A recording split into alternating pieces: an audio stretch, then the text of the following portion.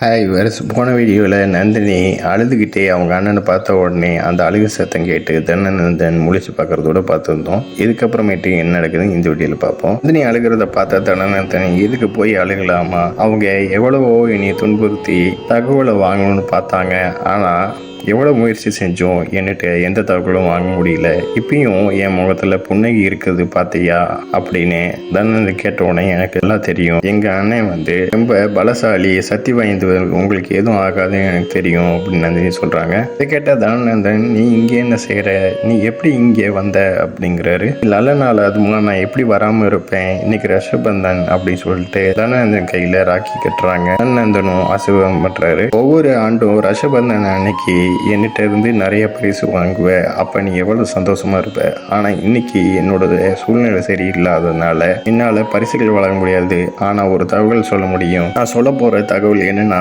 நம்மளோட தந்தை உயிரோடு இருக்காரு அப்படின்னு சொன்ன உடனே எனக்கு தெரியும் அப்படின்னு நந்தினி சொல்கிறாங்க. எப்படி தெரியும் அப்படின்னு தனநந்தன் கேட்ட உடனே ஹெலனா தான் சொன்னான். ஹெலனாவுக்கு தெரிஞ்சு நான் நிச்சயமா சந்திராட்ட சொல்லிடுவா, அதுக்கப்புறம் சந்திரன் அவரோட சேனப்படை மூலியமா நம்மளோட தந்தையை தேடுவாங்க அப்படின்னு தனநந்தன் சொன்ன உடனே நந்தினி நீ யோசிக்கிறப்ப இந்த மாதிரி நடக்கக்கூடாது, இந்த மாதிரி நடக்கிறதுக்குள்ளேயே நம்மளோட தந்தைக்கு தெரிஞ்சாகணும் இந்த விஷயம், இந்த விஷயத்துல நீ எனக்கு துணையா இருக்கணும் அப்படின்னு தனநந்தன் சொன்ன உடனே நீங்க அமைதியா இருங்க, இந்த விஷயம் யாருக்குமே இங்க தெரியாது அப்படின்னு நீ சொல்றாங்க. நீ என்ன சொல்றேன்னு தெரிஞ்சுதான் சொல்றியா, எல்லாங்கிறவ இப்ப சொல்லாம இருக்கலாம், ஆனா நாளைக்கு எப்படியோ சொல்லிடுவா, ஏன்னா அவ சந்திரனோட மனைவி அப்படின்னு சொன்ன உடனே நந்தினி யோசிக்க, சந்திராவுக்கு தெரியறதுக்கு முன்னாடி படை வீரர்கள் எல்லாமே அங்க போறதுக்குள்ள, தந்தையை தேடுறதுக்குள்ள நீ எனக்கு ஒரு உதவி செய்யணும், அந்த உதவி என்னன்னா இங்க இருந்து என்னை தப்பிக்க வைக்கணும், இருந்து வெளியேற்றணும் அப்படின்னு தனநந்தன் கேட்ட உடனே நந்தினி யோசிக்கிறாங்க. இதை பார்த்த தனநந்தனும் ஏன் மௌனமா இருக்க, ஏதாவது சொல்லு, எனக்கு உதவி செய்ய என்னன்னு கேட்கிறாரு. நந்தினி அமைதியா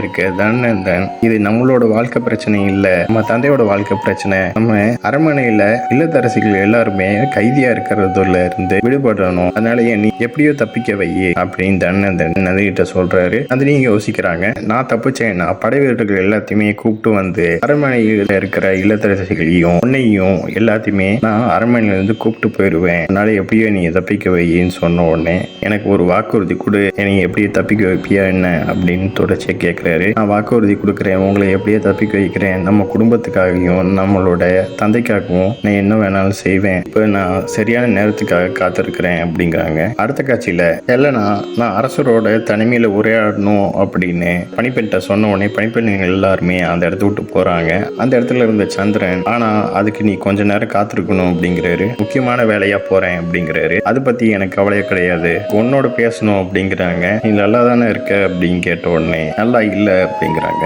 எதுவுமே நல்லா இல்ல, நீ பண்றதும் நல்லா இல்ல, அவ எதுக்கு சகோதரனை சந்திக்க போனா அப்படிங்கிறாங்க. சபையில எல்லாரும் முன்னாடியும் நீ அவமானப்படுத்தினாலும் நீ எதுக்கு அவளோட ஆசையை நிறைவேற்றின, உண்மையை சொல்லு, உங்க ரெண்டு பேத்துக்கு இடையிலையும் என்ன நடக்குது அப்படின்னு கேட்குறாங்க. முதல்ல நீ ஒரு பணிப்பெண்ணா அவளை கொண்டு வந்த, அதுக்கப்புறமேட்டு திருமணம் செஞ்சு அரசியாக்கின, இப்போ ஒவ்வொரு இரவும் அவ கூட தான் இருக்க அப்படின்னு எல்லாம் கோவப்படுறாங்க. உன்னையும் அவமதிச்சிருக்க, உன்னோட குடும்பத்தையும் அவமதிச்சிருக்கா, அப்படி இருந்தும் உன்னோட ஆசையை ஒவ்வொன்றும் நீ நிறைவேற்றிக்கிட்டே இருக்க அப்படின்னு எல்லாம் சொன்ன உடனே உன்னோட தேவையில்லாத கேள்விக்கு என்னால் பதில் சொல்ல முடியாது, நான் செய்யறது எல்லாமே இந்த ராஜ்யத்தோட நல்லதுக்கே சந்திரன் சொன்ன உடனே எல்லாம் கோவப்படுறாங்க. சந்திரன் அந்த இடத்து விட்டு போகும்போது என்னாலதான் நீ அரசனானேங்கிறத மறக்காத அப்படின்னு சந்திரன்கிட்ட சொன்னோடனே சந்திரன் கோவப்பட்டு என்ன அப்படிங்கிறாரு. ஆமா, நான் தான் உன்னை அரசனாக்குனேன் அப்படின்னு எல்லாம் மறுபடியும் சொல்றாங்க. இதை கேட்டு சந்திரன் இன்னும் கோவப்படுறாரு. உன்னோட தலையில இருக்கிற கிரீடத்துக்கு எனக்கு மட்டும்தான் உரிமை இருக்கு, காலத்துல நீ சாதாரண வீரனா இருந்த,